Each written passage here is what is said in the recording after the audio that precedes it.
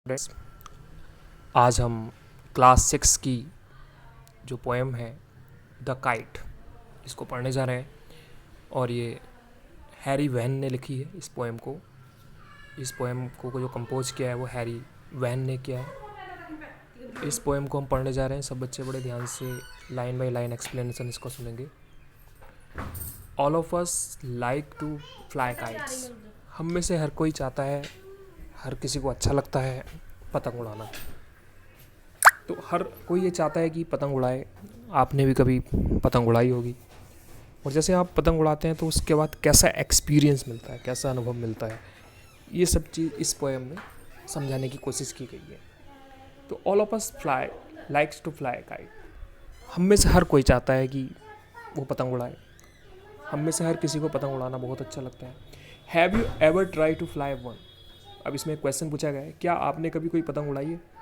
Read this poem. आप इस poem को पढ़ेंगे अबाउट अ काइट, एक पतंग के विषय में। As it flies in the sky, कि ये जब आसमान में उड़ती है तो क्या होता है, ठीक है। और क्या क्या एक्सपीरियंसेस मिलते हैं, क्या क्या हमें अनुभव होता है, क्या क्या हमें महसूस होता है, ये सारी चीज़ें हम इस पोएम में लाइन बाय लाइन पढ़ेंगे। और देखिए, हम फर्स्ट लाइन पढ़ने जा रहे हैं। How bright on the blue is a kite when it is new. देखिए कितनी सुंदर लाइन है। How bright on the blue. How means कितनी ज़्यादा, ब्राइट मीन्स होता है चमकीली, कितनी चमकीली दिखाई देती है। ऑन द ब्लू मीन्स होता है, ब्लू मीन्स स्काई, नीले रंग के आसमान में पतंग कितनी चमकदार दिखती है। व्हेन इट इज़ न्यू, जब ये नई होती है। जब कोई हम नई पतंग खरीद कर लेकर आते हैं और नई पतंग को आसमान में उड़ाते हैं तो ये कितनी नई दिखती है नीले आसमान में उड़ती हुई। With a dive and a dip it snaps its tail. With a dive, जब हम इस पतंग को उड़ा रहे होते हैं विद अ डाइव, तो कभी ये डाइव करती है। डाइव का मतलब आप जानते हैं, डाइव का मतलब होता है गोता लगाना, या फिर पतंग के सेंस में अगर हम इसमें बोलेंगे डाइव का मतलब होता है कभी इधर उधर, मतलब हिलना, इधर उधर लहराना कह सकते हैं। एंड अ डिप, और कभी कभी ये डिप कर जाती है। डिप का मतलब होता है नीचे गिर जाना, कभी कभी ये नीचे गिर जाती है आसमान में। इट स्नैप्स इट्स टेल, और ये कई बार क्या होता है, जब हवा चलती है और हवा चलती है तो ये इसकी जो टेल होती है, जो इसकी पूंछ होती है, तो उससे एक आवाज़ क्रिएट होती है, एक विशेष प्रकार की आवाज़ आती है। तो जब हम पतंग उड़ाते हैं तो एक ऐसा एक्सपीरियंस हमें तब मिलता है। Then soars like a ship when it only a sail. Then soars, उसके बाद, देन मीन्स होता तब, तब क्या होता है, सोर्स लाइक अ सिप। और ये सोर्स मीन्स होता उठ जाना। ये ऐसे उठती है जैसे कि एक जहाज़ उठता है, जैसे कि एक जहाज़ होता है और जहाज़ पानी में जब चलता है और पानी में जब हम उसको किनारे से खड़े हुए देखते हैं तो बड़ा चमकीला दिखाई देता है। तो इसी प्रकार से एक पतंग होती है, जब हम पतंग को हम हवा में उड़ाते हैं तो वैसे ही दिखती है, एक सिप की तरह दिखाई देती है। विद ओनली अ सेल, जैसे कि एक सेल होता है, एक जहाज़ में सेल होता है। सेल होता है एक कपड़ा होता है एक विशेष प्रकार का जो जहाज़ में यूज किया जाता है। तो जैसे कि एक सेल का कपड़ा जो लगा हुआ होता है जहाज़ का, और जहाज़ हवा को चीरता हुआ आगे बढ़ता है, वैसे ही पतंग नीले आसमान में हवा को चीरते हुए आगे बढ़ती है। As over tides of wind it rides. जैसे जहाज़ क्या होता है, ओवर टाइड्स, जैसे कि एक जहाज़ ओवर टाइड्स, टाइड्स मीन्स होता है जो लहरें होती हैं, जो समुद्र की लहरें होती हैं उनको चीरती हुई आगे बढ़ती है। ऑफ विंड इट राइड्स, लेकिन जो पतंग होती है वो पतंग क्या करती है, वो राइड करती है। राइड मीन्स वो हवा को चीरते हुए आगे राइड करती है, हवा को चीरते हुए आगे बढ़ती है।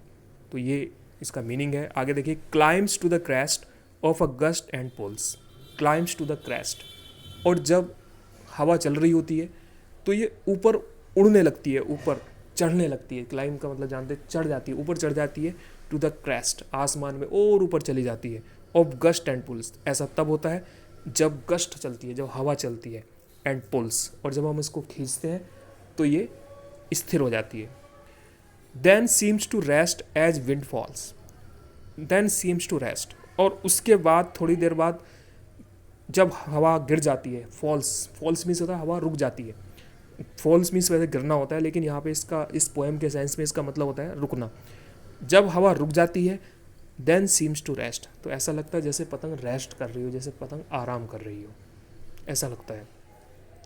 When string goes slack you wind it back, और जब हम जो उसका स्ट्रिंग जो होता है, जो इसका धागा होता है, गोज स्लैक, तो यू विंड इट बैक, तो क्या, तो जब हवा रुक जाती है तो क्या, और हवा को हम जब उसके धागे को ढीला छोड़ते हैं, धागे को आगे की तरफ छोड़ते हैं, ढीला छोड़ देते हैं, तो क्या होता है, तो ये ऊपर उड़ने लगती है। यू विंड इट बैक, और तब ये ऊपर उड़ने लगती है जब हवा वापस आ जाती है। जब हवा जैसे ही वापस आती है तो ये ऊपर उड़ने लगती है। And run until a new breeze blows, और ये पतंग तब तक उड़ती रहती है, अ न्यू ब्रीज ब्लॉज, जब तक एक नया हवा का झोंका नहीं आ जाता, तब तक ये इसी पोजीशन में रहती है। आगे देखिए, and its wings fill and up it goes, और इसके जो पंख होते हैं वो ऐसा लगता है जैसे हवा से भरे हुए हों, एंड गोज इट अप, और ऐसा लगता है जैसे पतंग अपने पंखों के सहारे ऊपर उड़ रही हो। How bright on the blue is a kite when it is new, फिर ये देखिए ऊपर की वही लाइन दोहराई गई है इसमें, हाउ ब्राइट, कितनी चमकीली दिखती है आसमान में जब कोई पतंग उड़ती है, और जब ये नई होती है तो कितनी चमकीली दिखती है, कितनी सुंदर दिखती है, पोएट ये कहने की कोशिश कर रहे हैं। But a regular thing, regular means होता है अजीब या फिर विषम कह सकते हैं इसमें, जो अलग सा हो। What a regular thing you never will see, लेकिन तुमने एक अजीब चीज़ नहीं देखी होगी कभी, या विषम चीज़ नहीं देखी होगी अभी। क्या नहीं देखा होगा? When it flaps on a string in the top of a tree, जब इसका धागा किसी ट्री में, किसी पेड़ में फंस जाता है तो क्या होता है, it flaps on a string, तो जब किसी पेड़ की टॉप पर, पेड़ की चोटी पर फंस जाता है तो ये उसमें इलझ जाती है, और ये क्या होता है, उसके बाद इलझने के बाद ये जो उसमें ही अटक जाती है, पेड़ की चोटी पर अटक जाती है। तो ये विषम चीज़ कभी कभी पतंग उड़ाते समय भी होती है। तो ये इसका लाइन बाय लाइन एक्सप्लेनेशन था, आपको उम्मीद है ज़रूर समझ में आया होगा। फिर भी अगर आपको नहीं समझ में आया तो आप पूछ सकते हैं, ठीक है। थोड़ी मुश्किल पोएम है, नाम तो बड़ा आसान है, द काइट, पतंग, लेकिन इसको जब हम पढ़ते हैं तो इसका जो मीनिंग है काफ़ी मुश्किल है। और देखिए मैं इसमें आपको बताना चाह रहा हूँ कि किस प्रकार से इसमें एक्सपीरियंसेस बताने की कोशिश की गई है कि कैसा महसूस होता है जब हम कोई पतंग उड़ाते हैं। सिंपली अगर किसी मुश्किल चीज़ को हम आसानी से पढ़ने की कोशिश करें तो वो अच्छा समझ में आता है। मतलब सिंपली इसमें ये चीज़ बताने की कोशिश की गई है कि किस प्रकार से जब हम किसी पतंग को उड़ाते हैं तो हमें कैसा महसूस होता है। सिंपल यही है कि जब हम कोई नई पतंग खरीद के लाते हैं तो ये आसमान में बड़ी चमकीली दिखाई देती है ना, सिंपल ऐसा होता है, बिल्कुल होता है। और जब हम पतंग उड़ा रहे होते हैं, डाइव का मतलब क्या होता है, डाइव इधर उधर, कभी इधर लहराती है, कभी दाईं तरफ लहराती है, कभी बाईं तरफ लहराती है, तो ये डाइव करती है। एंड डिप, डिप का मतलब होता है, डिप मतलब हो जाता है ये कई बार नीचे की ओर भी गिर जाती है, नीचे की ओर जब हम पतंग को, इट स्नैप्स इट्स टेल, और जब हम पतंग को उड़ा रहे होते हैं तो इसकी जो पूँछ होती है, पूँछ से एक विशेष प्रकार की आवाज़ आ रही होती है जब हम इसको मतलब डाइव करते हैं, डाइव करती है, और जब ये पतंग डिप कर जाती है कई बार तो उससे एक विशेष प्रकार की आवाज़ निकलती है उसकी पूँछ से। Then soars like a ship, और ये पतंग को एक सिप की तरह कंपेरिजन किया गया है। मतलब जैसे एक जहाज़ होता है ना, तो जहाज़ हवा मतलब पानी को चीरता हुआ आगे बढ़ता है, ऐसे ही जो पतंग होती है वो हवा को के झोंके को चीरते हुए आगे बढ़ती है। इसमें पतंग को कितना अच्छे से प्रेजेंट किया गया है, ये भी आपको समझ में आ गया होगा। दूसरा इसमें बताया गया है कि जब कहीं मतलब हवा रुक जाती है तो पतंग भी स्थिर हो जाती है, एक ही जगह रहती है, और वो तब तक स्थिर रहती है जब तक हवा का नया झोंका नहीं आता। जैसे ही हवा का झोंका आता है तो वो और ऊपर उड़ने लगती है और लहराने लगती है। ये चीज़ आपने देखी होगी बिल्कुल। दूसरा इसमें लास्ट में इसमें बताया गया है कि जब कोई पतंग हम किसी पेड़ की चोटी पर उड़ा रहे होते हैं और वो उसमें अटक जाती है तो क्या होता है, एक बड़ी अजीब सी स्थिति हो जाती है, फिर पतंग उड़ नहीं पाती है, और हम जितना ही धागे को खींचने की कोशिश करते हैं तो उतनी ही पतंग ख़राब हो जाती है, फट जाती है। तो ऐसा बिल्कुल होता है हमारे साथ, बिल्कुल ऐसा होता है जब हम पतंग उड़ा रहे होते हैं।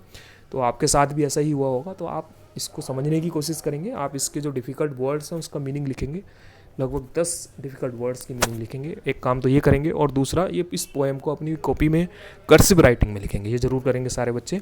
और मुझे उम्मीद है कि सभी बच्चों को ये समझ में आ जाएगी, और नहीं आएगी तो समझ लेना, आप लोग पूछ सकते हैं दोबारा, है ना। धन्यवाद।